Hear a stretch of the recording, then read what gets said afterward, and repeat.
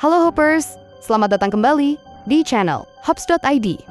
Kali ini kita akan membahas kabar panas dari Manila, Filipina, di mana demonstrasi anti korupsi berubah, ricuh, hingga ratusan orang ditangkap polisi. Peristiwa ini jadi sorotan dunia karena menyangkut isu korupsi, keadilan sosial, dan hak asasi manusia. Yuk, kita bahas lebih lengkap. Pada Minggu 21 September tahun 2025, ribuan warga berkumpul di pusat kota Manila. Mereka melakukan aksi unjuk rasa anti korupsi setelah muncul skandal proyek pengendalian banjir yang disebut-sebut fiktif dan merugikan negara miliaran dolar. Proyek yang seharusnya untuk melindungi masyarakat dari banjir ini justru dianggap hanya akal-akalan untuk memperkaya segelintir pejabat. Rasa kecewa dan marah masyarakat akhirnya tumpah ke jalan. Demonstrasi ini diikuti oleh berbagai kalangan, mulai dari mahasiswa, aktivis, tokoh masyarakat, hingga keluarga biasa. Awalnya suasana cukup damai. Massa membawa poster, berorasi, dan menyuarakan tuntutan agar pemerintah bertindak tegas terhadap pejabat korup.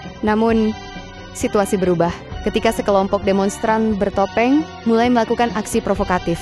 Mereka melempar batu, merusak jendela kantor polisi, hingga membakar kendaraan aparat. Dari sinilah kerusuhan mulai pecah. Polisi yang sejak awal berjaga kemudian mengambil tindakan tegas. Mereka menggunakan meriam air, sirene, dan pasukan tambahan untuk membubarkan massa. Namun bukannya surut, bentrokan justru semakin meluas. Dalam aksi tersebut, lebih dari 200 orang ditangkap. Menurut laporan kepolisian, total ada 216 orang yang diamankan. Dan yang mengejutkan, sekitar 88 orang diantaranya adalah anak di bawah umur, termasuk seorang bocah berusia 12 tahun. Selain itu, bentrokan juga menimbulkan korban luka. Sekitar 93 anggota polisi dilaporkan terluka. Sebagian karena lemparan batu, sebagian lain akibat kontak fisik dengan massa. Pihak kepolisian Manila menyatakan mereka masih menyelidiki apakah kerusuhan ini murni terjadi karena kemarahan spontan masyarakat, atau ada aktor politik yang sengaja memprovokasi untuk memperkeruh suasana. Wali Kota Manila menyampaikan keprihatinan atas insiden ini. Banyak pihak menilai